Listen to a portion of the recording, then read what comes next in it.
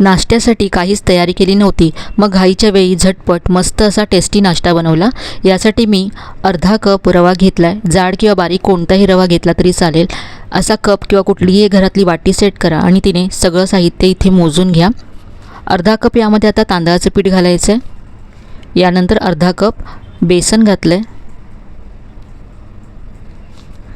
यानंतर अर्धा कप यामध्ये दही घालायचं आहे।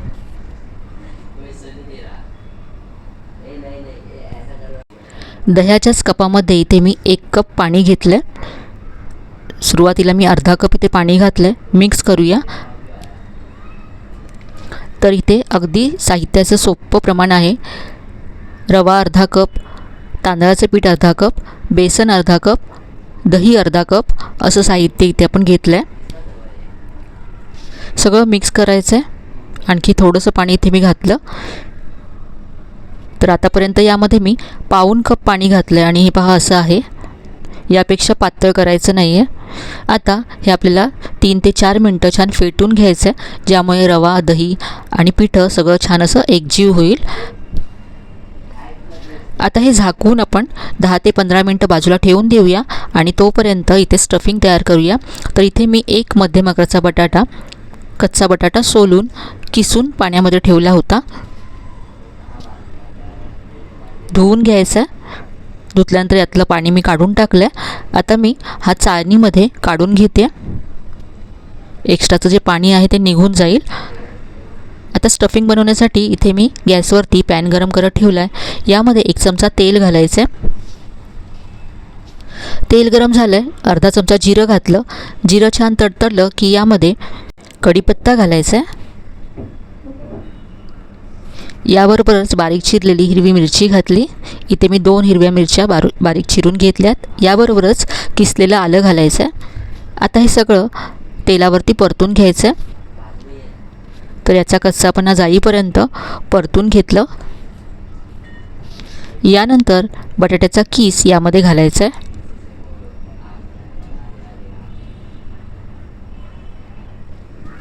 आणि आता सगळं एकत्र परतून घ्यायचं आहे।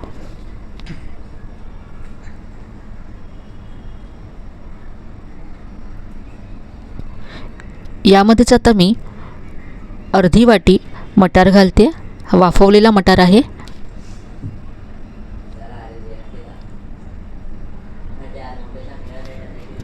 सगळं एकत्र परतून घेतलं। आता यामध्ये मसाले घालूया।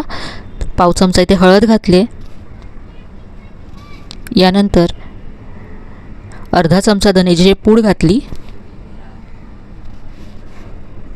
चवीप्रमाणे मीठ घालायचं आहे। इथे मी काश्मीरी लाल मिरची पावडर घातली। यामध्ये आपण हिरव्या मिरच्यासुद्धा घातल्या, त्यामुळे लाल तिखट तुमच्या चवीप्रमाणे कमी जास्त करा। सगळं आता एकत्र परतून घ्यायचं आहे। तुम्ही यामध्ये किसलेलं गाजरसुद्धा घालू शकता किंवा कोबी घालू शकता बारीक चिरून। आता यावरती झाकण ठेवायचं आहे आणि याला एक वाफ काढायची आहे, म्हणजे यातला जो बटाटा आहे तो शिजेल। तुम्ही यामध्ये कच्चा मटार घातला तरी चालेल, तो यावेळेस तुम्ही शिजवून घेऊ शकता वाफेवरती। तर इथे हे स्टफिंग तयार झालं आहे। बारीक चिरलेली कोथिंबीर घालायची आहे।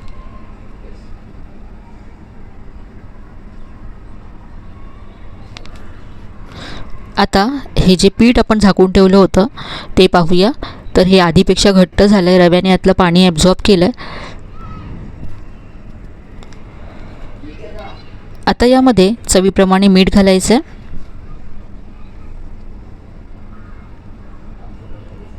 आणि याबरोबरच चिमूटभर यामध्ये बेकिंग सोडा घालायचा आहे। इथे बेकिंग सोडा पूर्णपणे ऑप्शनल आहे। तुम्ही बेकिंग सोड्याशिवाय सुद्धा ही रेसिपी बनवू शकता। बेकिंग सोडा घातल्यानंतर हे सगळं मी मिक्स करून घेतलं। इथे आता गॅसवरती मी कढई गरम करत ठेवली आहे। यामध्ये थोडंसं तेल घालायचं आहे। सगळीकडे एकसारखं पसरवून घ्यायचं तेल।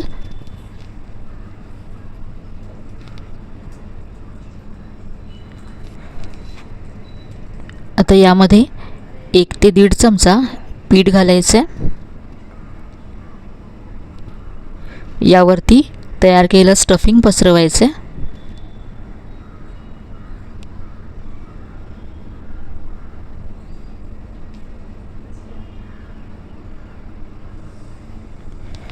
आणि वरून पुन्हा पीठ घालायचे.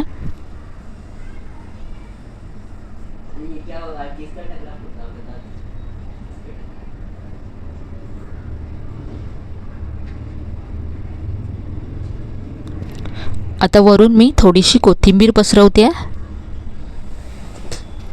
आणि थोडीशी इथे चिली फ्लेक्स पसरवून घेतले. झाकण ठेवून आपण आता 2 ते 3 मिनटं भाजून घेऊया. इथे मी चिली फ्लेक्स फक्त नाश्ता दिसायला छान दिसावा म्हणून घातले. ऑप्शनल आहे, तुम्ही नाही घातली तरी चालेल. इथे आता 3 मिनटं झालेत. वरून हे पूर्ण ड्राय झालं आहे. आता आपण उलटून घेऊया. तर पाहू शकता अगदी मस्त असा रंग आला आहे, छान भाजलं गेलं आहे. थोडंसं तेल घालायचं आहे आणि झाकून आता दुसऱ्या बाजूने सुद्धा आपण हे भाजून घेऊ. गॅसची फ्लेम अगदी मंद ठेवायची आहे, म्हणजे आतपर्यंत छान ते भाजलं जाईल. तर दुसऱ्या बाजूने सुद्धा 2 ते 3 मिनटं भाजून घेतलं आहे.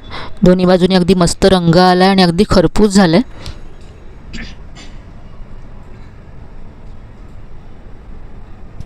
काढून घेऊया.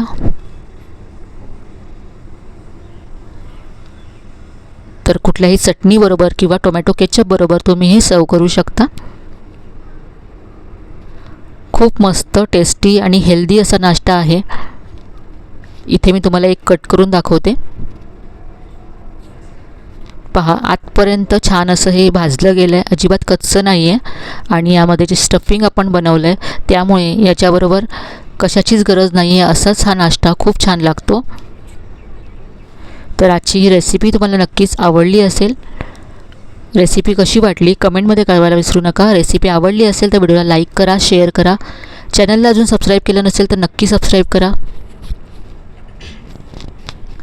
चला तर मग पुन्हा भेटूया अशाच छान छान आणि नवीन नवीन रेसिपीसह. तोपर्यंत धन्यवाद.